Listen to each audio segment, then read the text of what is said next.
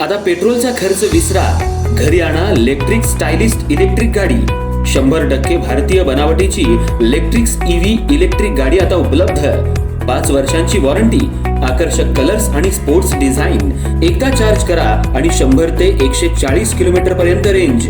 अत्याधुनिक सर्व्हिस सुविधा, लोन सुविधा सुद्धा उपलब्ध। आजच भेट द्या साई मोटर्स, किसान चौक, इचलकरंजी। संपर्क 93 73 27 57 52 किंवा 0230 299 77 66। नो पेट्रोल नो टेन्शन, इलेक्ट्रिकचा स्मार्ट पर्याय।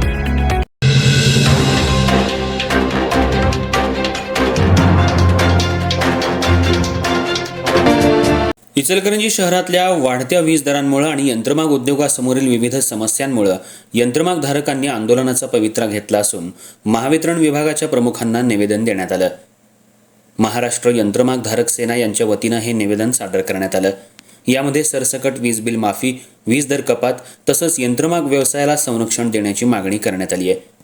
महावितरणच्या धोरणांमुळे यंत्रमाग उद्योग अडचणीत आला असून अनेक कारखाने बंद पडण्याच्या स्थितीत असल्याचा आरोप आंदोलकांनी केला।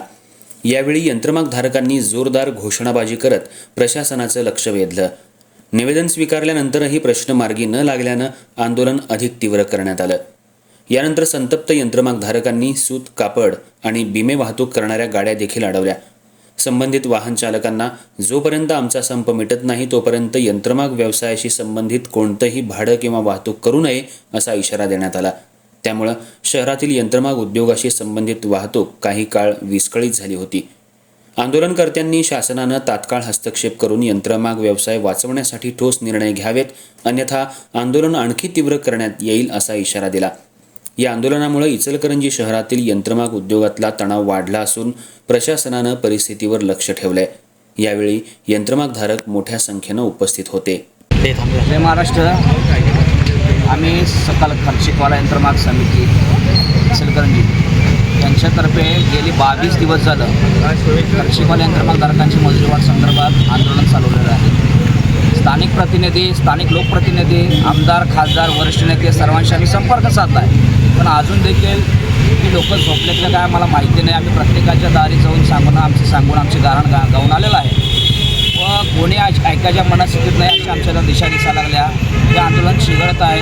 रोजच्या रोज तुम्ही सर्वच मीडिया हे आंदोलन आमचं त्यांच्यापर्यंत पोहोचवत आहात व त्याच्यावरून प्रेशर म्हणून हे MSEBचे अधिकारी सगळं माहीत असताना देखील आमच्या यंत्रमागधारकांचे वीज कनेक्शन कट करत आहेत। त्याच्या संदर्भात आम्ही आज MSEBवर मोर्चा घेऊन आलो होतो की उद्यापासून तुम्ही लाईट कनेक्शन करणारा जे काही लोक आहेत त्यांना सांगा की लाईट कनेक्शन हे कट करायचं थांबवा आणि जे काय स्मार्ट प्रीपेड मीटर बसवत आहेत ते देखील जागेवर थांबवा आणि जे काय आमचं पार्ट पेमेंट थकलेलं आहे या महिन्याचं कारखाना बंद असल्यामुळे ते पुढच्या 6 टप्प्यात त्यांनी ते पार्ट पेमेंटची आम्हाला सुविधा उपलब्ध करून द्यावी। इचलकरंजी औद्योगिक वसाहत ही 100% पेमेंट भरणारी वसाहत आहे। त्यामुळे आमचं सर्व वरिष्ठांना विनंती आहे की जे काय आमच्या कारखानदाराची पार्ट टाईम पेमेंटची जी आम्ही मागणी केलेली त्वरित मान्य करावी। स्मार्ट प्रीपेड मीटर कोणालाही नको आहे, त्याची जी काय तुम्ही जी उपाययोजना केलेली ती त्वरित बंद करावी।